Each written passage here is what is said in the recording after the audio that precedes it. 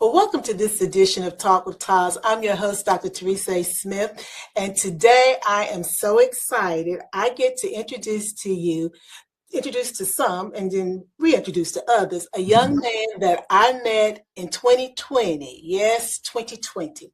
And I got to say, this is a person who's in the southeastern part of the United States, which is where I'm at also.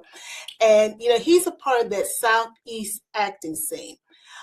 He turned high school wrestling into a discipline that's really led him into being a leading man. And so, he's been on the screen playing superheroes, and now he's starring in a feature film, The Winter Prophecy, on Tubi. And so I'd like to welcome to Talk with Taz, Ricky TheVision Jr. Hi, Ricky. Hey Teresa, how you doing? I am good. It is so good to be able to sit down with you. We met, like I said, in 2020, right before everything shut down. And I've been following your progress over the years. And so I'm like, okay, I got to introduce Ricky to my audience because you're in North Carolina too. And I'm in North Carolina. And there's a lot of good stuff that come out of North Carolina. So we're going to jump right in. You started your acting career back in 2012.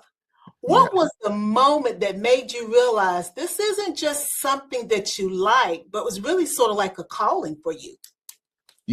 So for me, that moment was, well, when I first got started, it wasn't initially my idea, sure enough. I had friends, I had close family that kind of talked into my ear.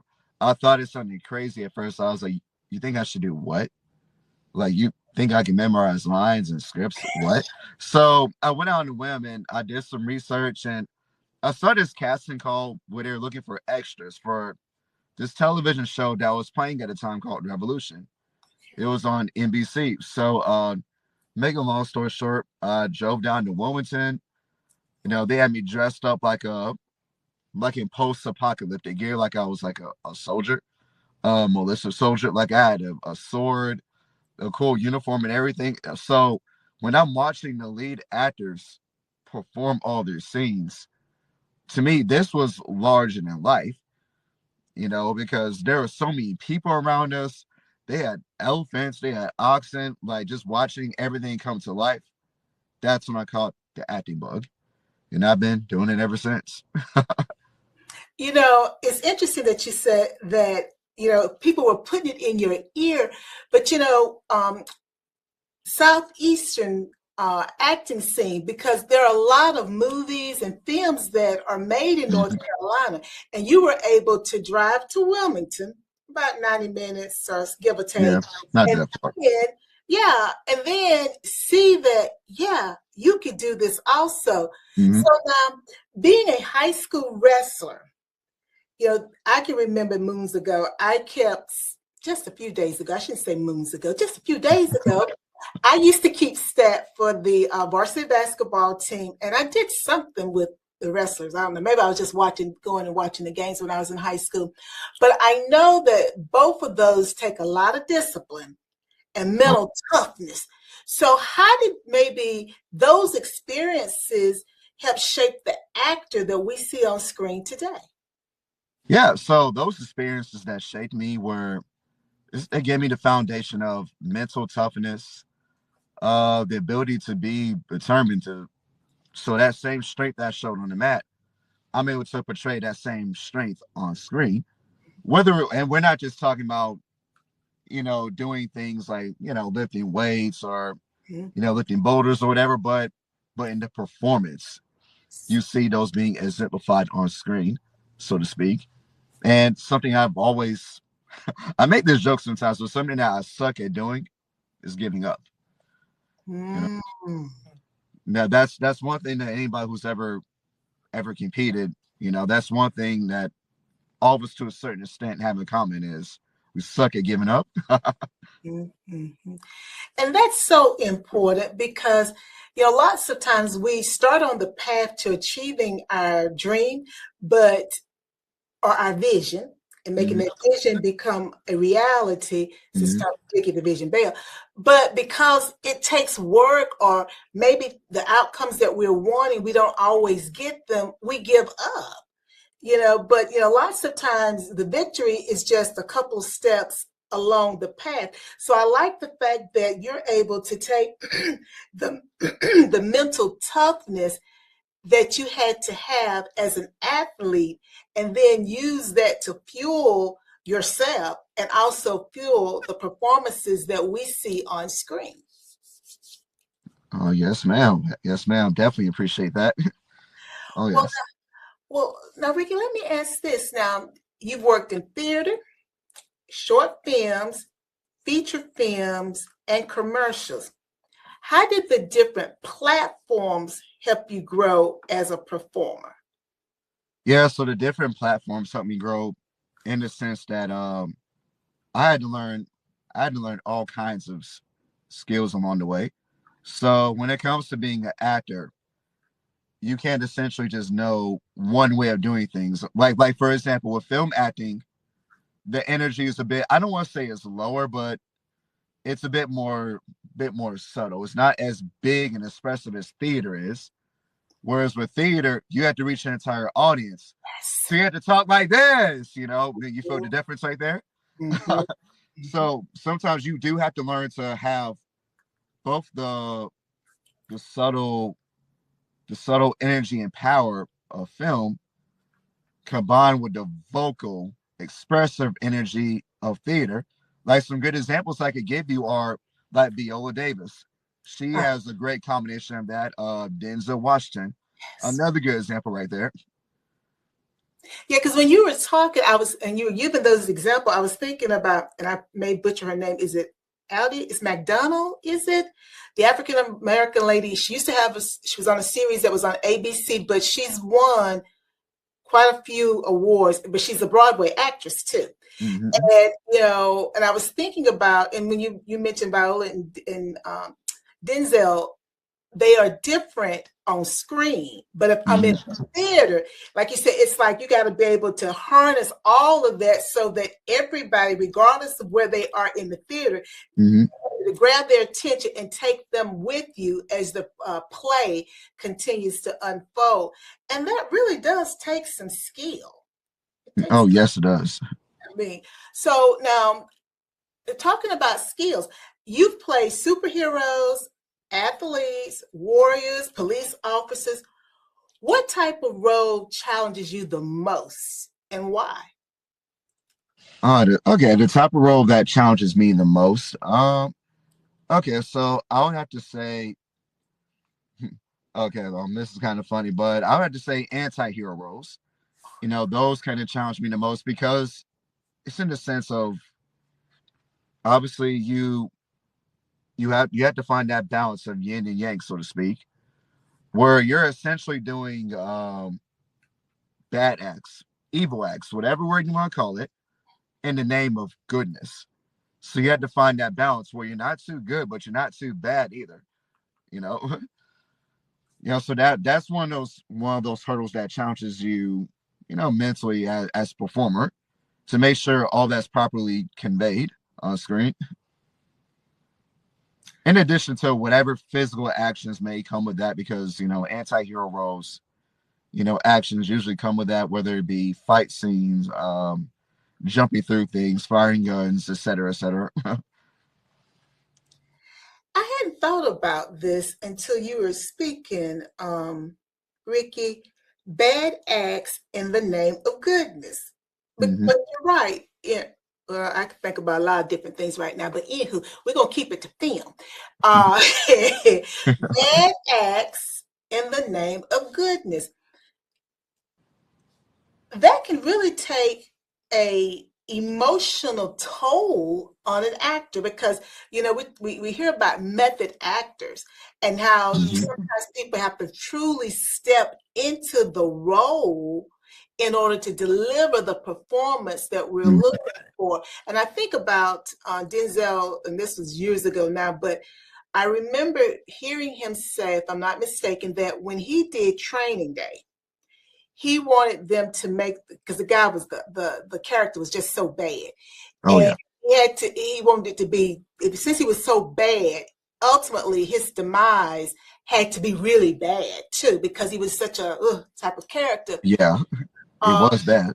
yes, and it was like I think he won an Academy Award for that particular role too. Hmm. But like, how do you protect Ricky, the person, when you have to play those anti-hero roles, when you're doing those bad acts, because you think the character thinks it's for a good reason? How do you protect yourself, the human being? Oh yeah. So as far as like protecting the human being inside of you, yeah. So like I said before, it's all about finding that balance, so to speak. So in your mind, you have to find, as a character, you have to think of some reason to justify your actions. Because the thing is, depending on how the script is written, it's not always necessarily written in black and white. So as a performer, you have to sometimes concoct that backstory in your mind, especially when it comes to the audition process. Mm-hmm. Like, because in the audition process, whatever scripts that you get, they are very limited. They want you to read just enough to see what you can convey on screen, so to speak.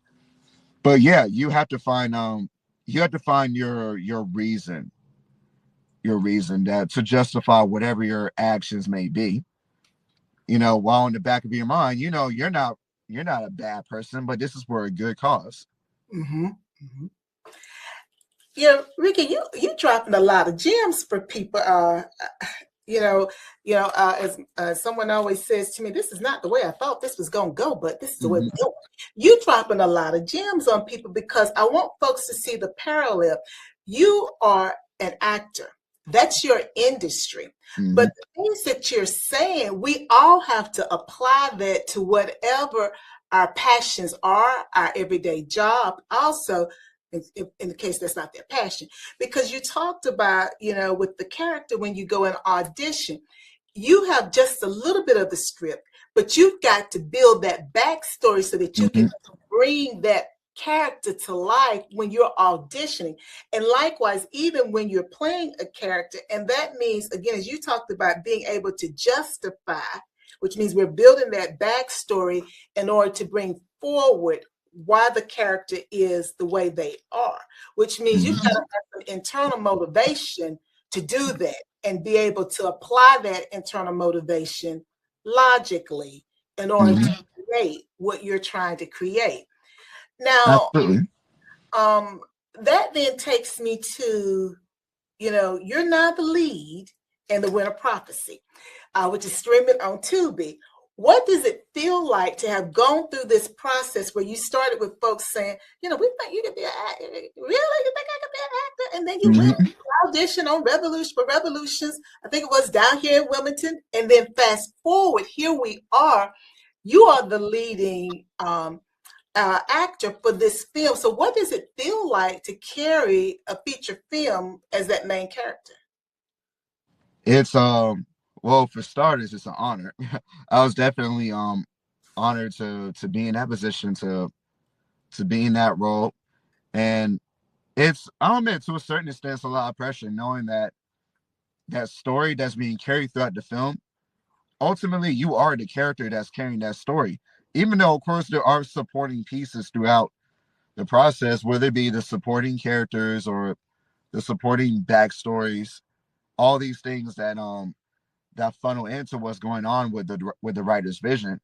But ultimately, you can say I'm the anchor in this process, so to speak. Mm-hmm. And I felt very privileged and honored to be in that position. And the fact that the writer, Quincy Lucas, he was wild behind performance. He loved my performance. He gave me all the praise for how I portrayed the character. And I felt honored because I tried to do it exactly as it was written. Well, of course, bringing a little of Ricky into it. Absolutely. Absolutely. But you all see when you watch it. Now, we don't want to give anything away, Ricky, but now what do you want the audience to, when they get through watching The Winter Prophecy, that is on streaming on Tubi right now. What do you hope stays with them? What's the message you want them to walk away with? That's easy, Miss Smith. I want you and everybody else to remember these words, and you will remember them. No mercy for the wicked. Oh yeah, they're gonna You will remember. hear that. You will No, hear that. let's see. You know, this is on my watch list, and it's gonna move to the top of my watch list. And when you tell me no mercy for the wicked, oh yeah, see, my mind is now roaming so many different ways. And what is it called? The Winter Prophecy. Mm-hmm. There may be some reasons why it's called the Winter Prophecy. You guys are listening to what TAS is saying, because Ricky told us no mercy for the wicked. The Winter Prophecy. Yep, but I can tell you why it's called the Winter Prophecy, though. Well, it's called the Winter Prophecy because my character's name is Moshe Winters. Okay. So that name kind of ties into it. And there is a prophecy. It's a supernatural prophecy, but you'll see everything that I'm talking about once you watch the film. Okay. Well, I like I said, it's on the top of my list, and I can't wait to see it and start talking about it, so other folks will know. Oh, they need to watch this, because I will definitely be talking about it. But you also have, Ricky, a short film that's coming out soon titled "The Heart of a Monster." Now, that's a powerful title too. Oh yes. What can you tell us about this character and how maybe it stretches you as an actor? Yeah, okay. So the Winter Prophecy, that one I was cast in. But this one, The Heart of a Monster, this one I actually wrote myself and will be starring in as well as the lead character. So in a nutshell, the story revolves around a man named Herschel Devlin. He has a lovely sweet wife, but however, Herschel Walker, he has a dark side to him. And he's not entirely, he's human, but he has a super side to him too. So in a nutshell, he is a superhuman serial killer who has super strength. And well, I have this impulse, this hunger to take the lives of random victims, so to speak. And unfortunately, he's going through this conflict where he loves his wife. His wife is the one person in this world he would never hurt, but he has this insatiable need to crush others. You'll see what I mean by crush when you watch it. Well, Ricky, I know you're gonna let me know when this is out, because I was, Ricky, well, first of all, congratulations on writing it and then starring in it. But I was like, okay, The Heart of a Monster. You've taken me down a path that I didn't see Herschel going. And in my mind is just roaming now about that insatiable thirst to feed or to whatever. And now you set it up so well for us. I'm worried about her. I know you can't tell me much, but I'm worried about her. Now it's like he's torn. He love her, but he got this thirst.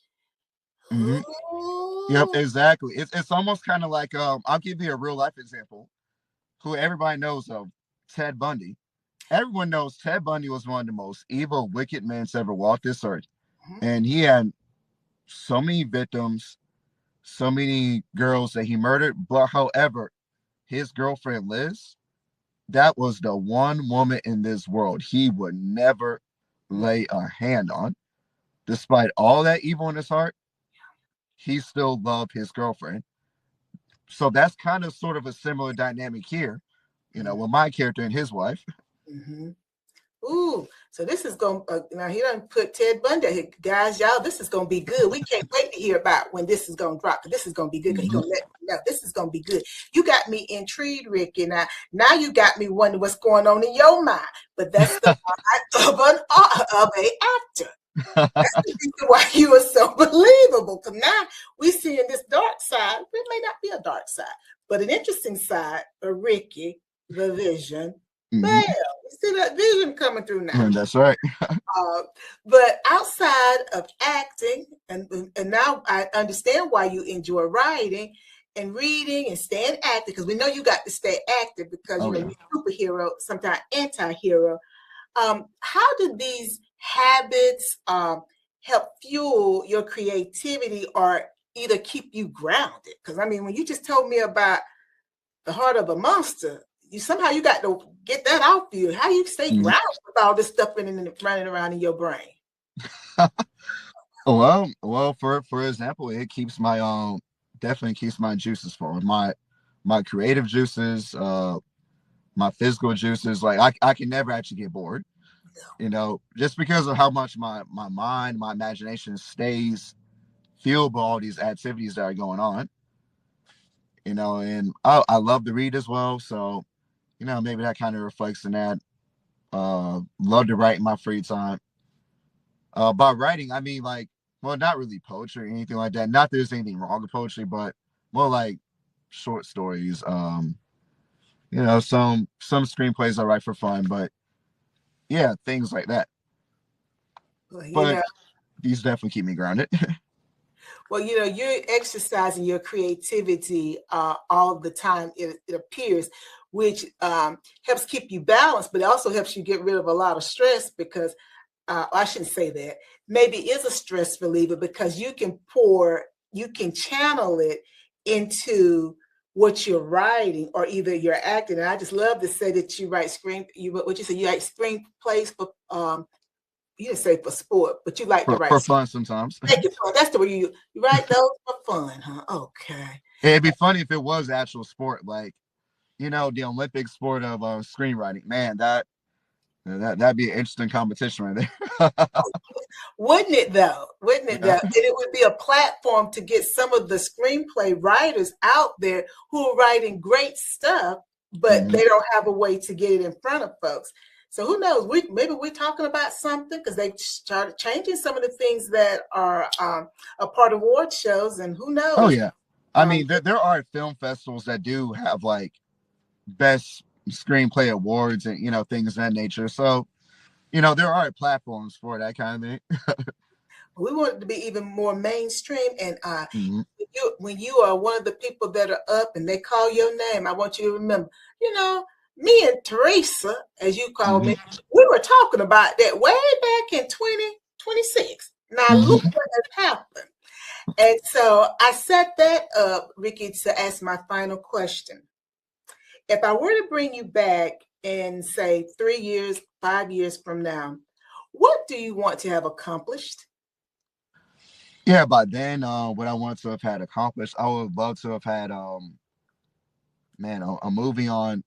Well, I have movies on Tubi, but I would love to have even more of those, as well as movies on Netflix, Mhm, movies on Hulu, um, um, um, more and more feature films that will be on like on Roku and all these other platforms. mhm, I would just love to have my name be known even more throughout the Southeast. mhm. I have a lot left to accomplish. I have a lot left to accomplish. I have a lot of stories to tell. Stories that are told through heart and strength. Mhm. Oh yeah, and I would love to. This kind of contrasts to everything I said earlier, but I would love to star in a Hallmark movie as well. So hopefully that's my future. That I love my Hallmark movies. Me too. My mother does too, and I'm glad to hear you say you do too, because they got all different genres. And so, Hmm. if you get a Hallmark movie, you better message me and say, Teresa, I Hmm. got this Hallmark movie coming out. You better watch it, and we need to get on and talk about it because I think that is so important. And I think that when we do, and we may meet before 3 to 5 years, but when we chat Hmm. again, I believe that some of the things that you indicate that you want to accomplish, you will have accomplished because the way that movies are presented to the audience now has changed. Mm-hmm. So more and more things are being streamed. So you put it out there in the universe. We know we're already on Tubi. Next thing you know, you'll be on Hulu. You'll be on Prime. You didn't say it, but I'm Mm-hmm. going to put Prime there too. We're going to Mm-hmm. be on Netflix, and it will just continue. And of course, we're going to be on Hallmark. And you didn't Mm-hmm. say it, but we're going to be on Lifetime too. You didn't say Mm-hmm. it. I'm gonna put you Oh on. yeah, yeah, that's right. Speak that. Yeah, Got that's to be right. on Lifetime because we got some good movies on Lifetime right now, Oh and yeah. I know even more are Mm-hmm. coming. And I believe that the world is waiting for the stories that you have to share with them and the characters.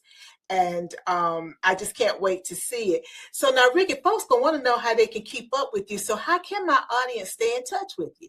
Oh yeah. So the best way to stay in touch with me is actually through my Instagram.